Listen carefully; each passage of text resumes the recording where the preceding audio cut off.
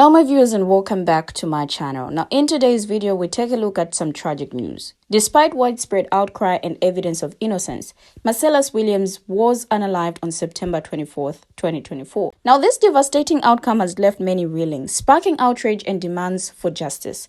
Marcellus' case drew national attention due to its glaring irregularities, a conviction based on unreliable eyewitness testimonies, later disproven by DNA evidence. Now the eyewitnesses, incentivized by leniency in their own cases, provided inconsistent and unoriginal information known to the public already, yet their testimonies formed the bulk of evidence against Marcellus. Now in contrast, forensic evidence, footprints, handprints, hair and DNA cleared him of any involvement. But the Missouri Supreme Court's 2017 decision to sentence Marcellus to unaliving, disregarding new DNA evidence, raised further concerns. Now, the Innocence Project and advocates fought tirelessly to stop the unaliving, highlighting racial bias and wrongful conviction. Marcellus' story now joins the disturbing list of innocent lives lost to systemic failures. It's really heartbreaking to consider how many more innocent individuals languish behind bars, victims of similar injustices. Now, today we reflect on Marcellus' case, seeking answers. We honor his memory by continuing the fight against wrongful convictions and racial bias in the justice system. So with that said, join me as different people share their thoughts and what they know about this. I'll be right back. They did it, you guys. They took the life of Marcellus Williams, an innocent man. There's no way. There's no way. How many innocent people have killed? How many innocent people are behind bars? Innocent man.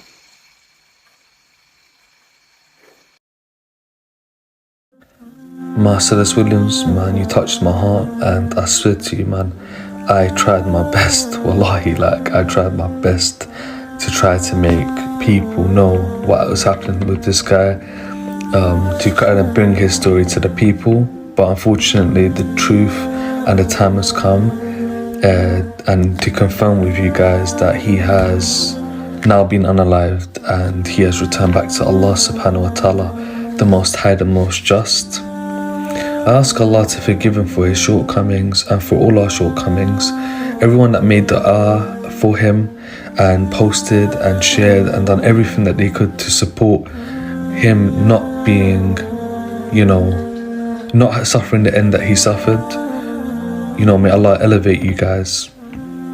But the reality is that the time has passed and he has been, received the capital punishment, and that is unaliving by lethal injection. I love you guys for the sake of Allah. I'm going to definitely take a break and just reflect and make dua for him. Assalamu alaikum. Marcellus Williams has unfortunately been executed. Marcellus Williams was age 55 and he was executed for he did not commit back in 1998. Now, even though there had been numerous evidence stating that he was actually innocent, Missouri just seemed to not care too much. And there's been a massive uproar of people on social media sharing his story, trying to reach out to the judges and everyone over there in Missouri to see if they could put a stop and save this man. But unfortunately, all those efforts didn't have as big of an impact as we thought they did, because today he was pronounced dead at 6:10 p.m. CT, and it was stated that it was due to a lethal injection. So rest in peace to Marcellus Williams. This is completely unjust, something that the United States should not be doing. We as America need to come together and figure out how to trial people justly and correctly. If there is obvious evidence that this man did not do anything, there is no reason that he should have been executed. Thoughts and prayers go out to his family. Rest in peace, Marcellus Williams, gone but never forgotten. This is Marcellus Williams' last statement. Despite his lawyers continuing to fight for him today in the U.S. Supreme Court, the day went on with everything planning to happen as if the execution was going to move forward. And with the Supreme Court denying his final appeal and ruling that the execution can move forward, Marcellus Williams' final statement was released. In his last statement, he said, "All praise be to Allah in every situation." He signed it at the bottom, and because his execution date has been planned for some time, it is dated from a few days ago. This is not justice. Even the family of the victim did not want Marcellus to be executed. The lawyers who prosecuted the case did not want Marcellus to be executed. He had to appeal all the way up to the Supreme Court, and he still did not get a stay of execution, despite there still being so many questions about his guilt. But like his lawyer said, let this not be in vain. This should never happen and it must not continue. Rest in peace, Marcellus. You had so many people on your side, and I'm so heartbroken for you and your family. An innocent man was executed tonight because you decided not to vote in the 2016 election. An innocent man, Marcellus Williams, because I will say his name, was executed tonight because you decided not to cast your ballot in the 2016 election. And even if you did decide to cast your ballot, you decided not to cast your ballot for Hillary Rodham Clinton in the 2016 election. Okay? I make this argument because the ultimate deciding factor on whether or not that man was executed or more time was given to his life made its way to our highest court in the land. The same court that 45 decided to appoint 3 conservative justices that will rule the way of our land for the next 20 to 30 years. If you have ever questioned or had a single doubt in your mind of whether or not your vote counts, I am telling you it does. I am telling you that your vote is powerful. I'm telling you that your civic duty that our ancestors died and fought for is powerful. It is beyond powerful because the reposting and the social media and the petitions, it is great. It is advocacy, but it does nothing. It does nothing if you don't vote. It does nothing if you do not engage civically. It does nothing. It leads to the execution, as we've seen this evening, of innocent men whose prosecution team said that he did not commit the crime. Do you know how unlikely and abnormal that is? Do you know how insane and inhumane it is for a man to be executed for a crime that he clearly did not commit, but because you decided not to vote, not to engage civically, not to engage in policy, that his life came to an end, an unnecessary end this evening. So I encourage you, make a plan to vote, register to vote. I know that in the state of Ohio, as of midnight, you have 12 days. We must take action. Because if we thought that this was bad, I guarantee you, things will only get worse. Make a plan to vote, register to vote. Make sure your registration is active, and make sure that you are ready and you have a plan, because they are purging votes and they are making policy where it makes it almost impossible for some of us to vote. Now, this is really sad. Marcellus Williams, whose unaliving conviction was questioned by a prosecutor, was finally unalived by lethal injection Tuesday evening in Missouri after the U.S. Supreme Court denied a stay. Now, the 55-year-old was put to unaliving around 6 p.m. Williams' attorneys had filed a flurry of appeal efforts based on what they described as new evidence, including alleged bias in jury selection and contamination of the unaliving weapon prior to trial. Now, the victim's family had asked the inmate be spared unaliving. The U.S. Supreme Court's action came a day after Missouri Supreme Court and governor refused to grant a stay of execution. Now, the High Court offered no explanation for its decision, which is common for cases on its emergency docket. There were no noted dissents in 2 of Williams' appeals. Williams was convicted in 2001 for unaliving Felicia Gale, a former newspaper reporter found unalived in her home in 1998. We hope this gives finality to a case that's languished for decades, re-victimizing Miss Gale's family for decades.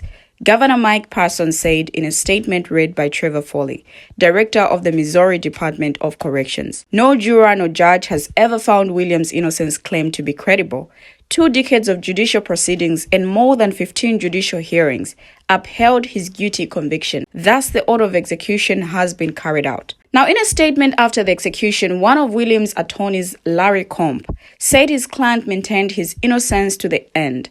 While he would readily admit to the wrongs he had done throughout his life, he never wavered in asserting his innocence of the crime for which he was put to unaliving tonight. Combs said, "Although we are devastated and in disbelief over what the state has done to an innocent man, we are comforted that he left this world in peace." Moments after the High Court decision was made, another of Williams' attorneys, Tricia Rojo Bushnell, told CNN's Jack Tapper the state was prepared to unalive an innocent man. They would do it even though the prosecutor doesn't want him to be unalived. The jurors who sentenced him to unaliving don't want him executed, and the victims themselves don't want him to be executed.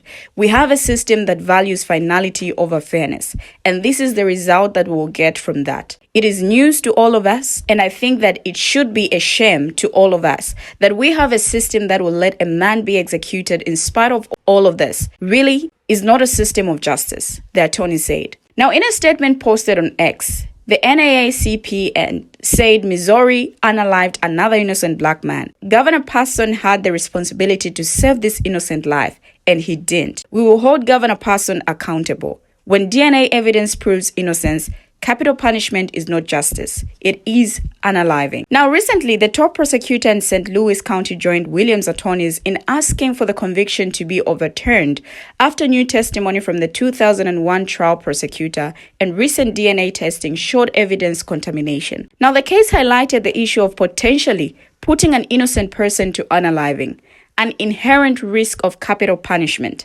At least 200 people sentenced to unaliving since 1973 were later exonerated, including 4 in Missouri, according to the Unaliving Penalty Information Center. Now, this was Williams' last statement.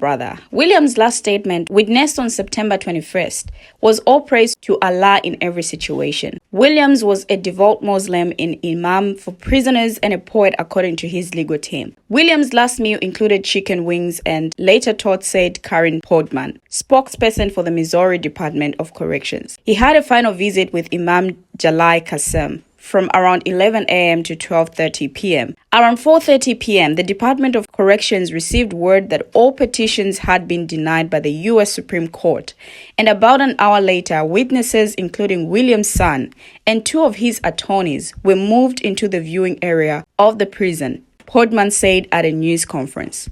At 6 p.m., State Attorney General Andrew Bailey notified the Department of Corrections that there were no legal impediments to the execution.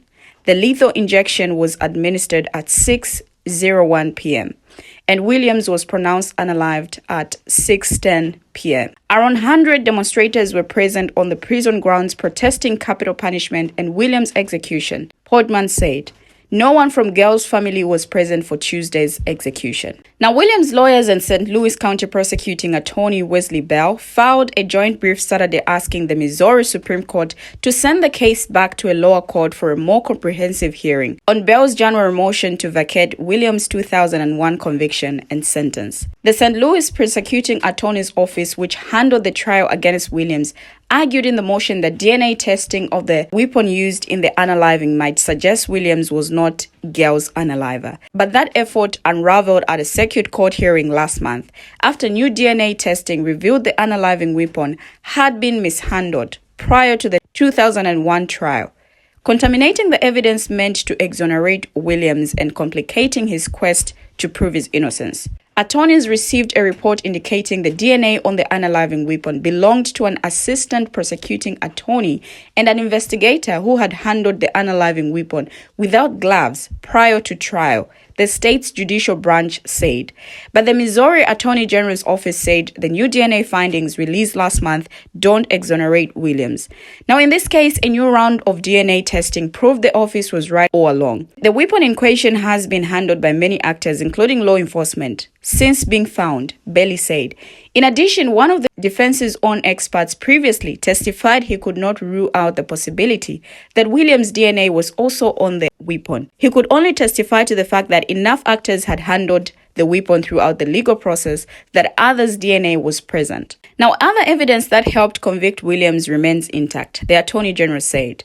The victim's personal items were found in Williams' car after the unaliving. A witness testified that Williams had sold the victim's laptop to him. Williams confessed to his girlfriend and an inmate in the St. Louis City Jail, and Williams' girlfriend saw him dispose of the bloody clothes worn during the unaliving, the Attorney General's office said. Now, Williams' attorneys had asked the U.S. Supreme Court to stay the execution, citing newly discovered evidence from the trial prosecutor's testimony last month. During a motion to vacate hearing August 28, a prosecutor from Williams' 2001 trial admitted that he had struck a potential juror from the jury pool because, like Mr. Williams, the potential juror was black. Williams' attorneys wrote in an emergency request for the U.S. Supreme Court to intervene. We have finally come to the end of the video, and I just want to end this video by saying, rest in peace, Marcellus Williams. Thank you for watching, and see you in my next video.